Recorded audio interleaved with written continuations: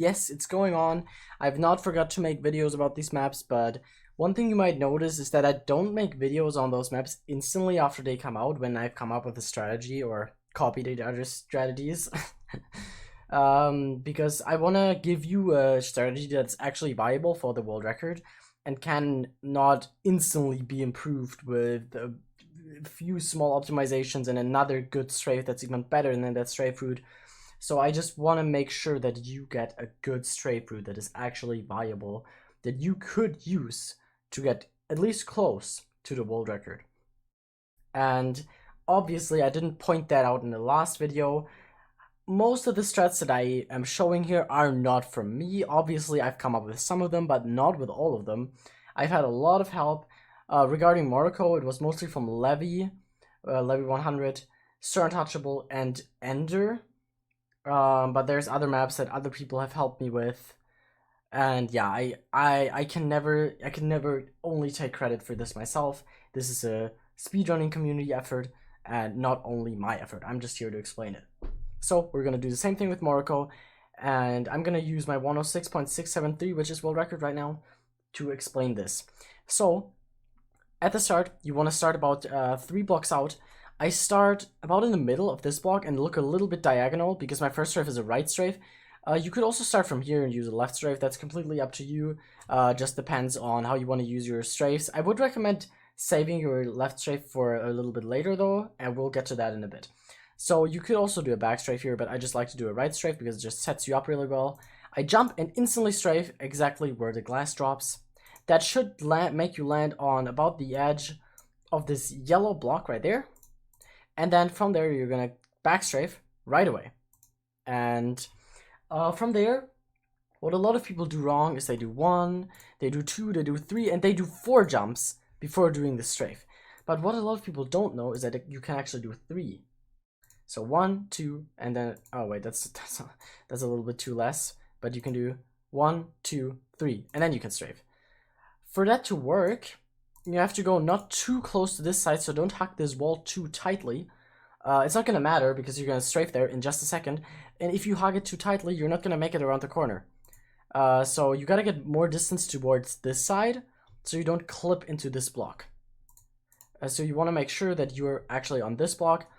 And another reason why you don't want to be too close to this side is if you were, you wouldn't be able to get a good slab boost off this slab, which is really nice for the momentum you could get after. So I'm just going to show you my strat here. I think different people do different stuff here, but what I like to do is I like to get a good slab boost from here. I actually messed that up there, but yeah, you would usually land about right there. Get another good slab boost here, land about right here, jump up on the pistons. Don't clip this here, you need to be careful with that.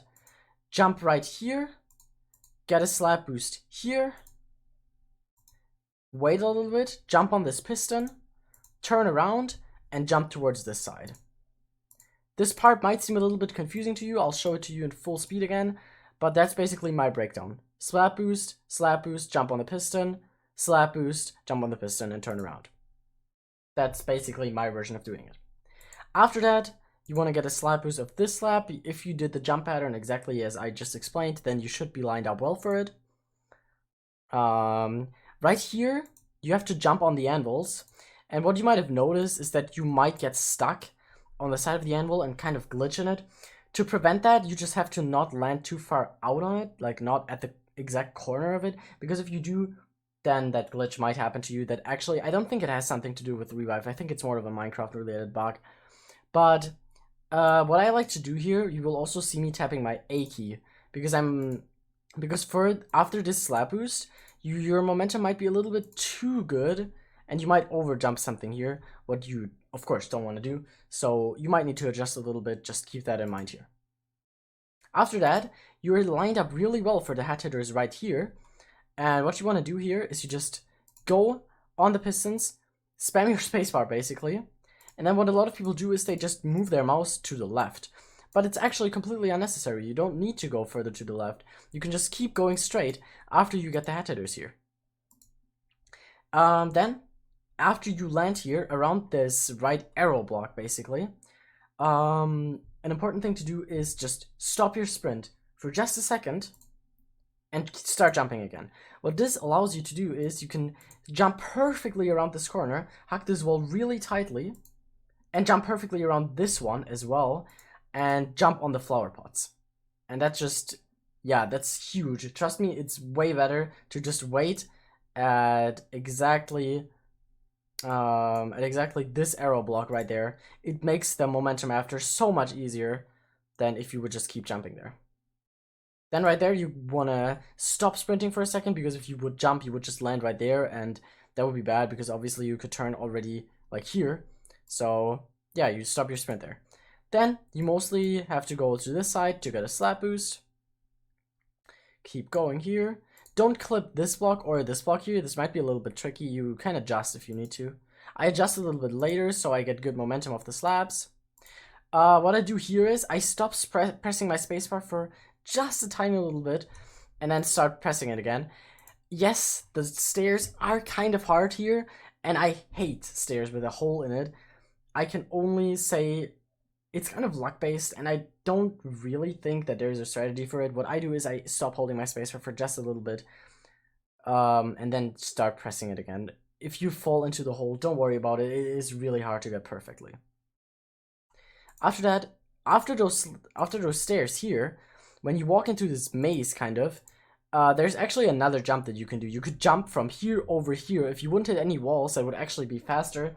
That's something I didn't know about at the time, but you could do that if you wanted to. Don't hit any walls though. If you do, it's actually slower.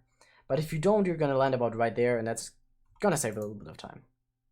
What I try to do here is I try to not walk in the middle of the soul sand. So I always try to go around the corners of the blocks, which you can see me do here actually if you pay close attention.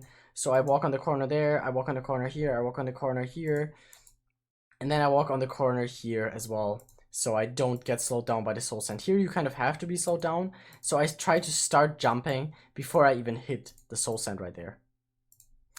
Then when you get the jump boost, a lot of people are confused about how you can get 3 jumps there actually, and I was 2 at the start.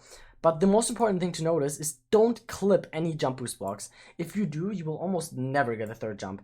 So you have to land on them perfectly, and you also have to start jumping at the perfect time. Of course, it might differ between different pings, but basically just try to jump as soon as possible. Don't clip this block, don't clip this block, and jump instantly. Don't walk on it or anything, because that will not be enough then. You have to jump instantly. After that, what I like to do here is just jump up exactly where the 3rd jump boost is. So right here, you're gonna jump up and just face a little bit to the left, because that's obviously the direction you want to go next. Face a little bit to the left and jump up there. And after that, you land about right there, and then you can jump into this drop. Don't worry, it won't kill you. You don't need to go on the cobwebs. If you need to adjust to not hit this stair here, that upside down stair, do so, but try to not do as much, as it will just slow your momentum down. Then when you get out here, you basically just have to keep jumping, get a slap boost off here. You can then jump once here, but you don't have to. It doesn't actually save as much time. Same with the jump on the cobblestone maze.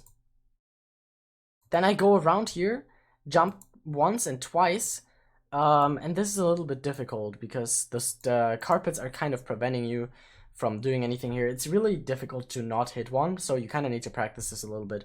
I jump once to about this block, and then jump again to then get below this specific carpet block right there to get some head hitters there. I actually failed the head hitters a little bit here. You could do them a little bit better, but that's what I've been doing. Then the best strat is to not get any slap boost here and just land right there. I've learned that if you get a slap boost of this, it's not really a slap, it's more like a head, but if you get a slap boost of this head, then you're actually lined up pretty well for the rest.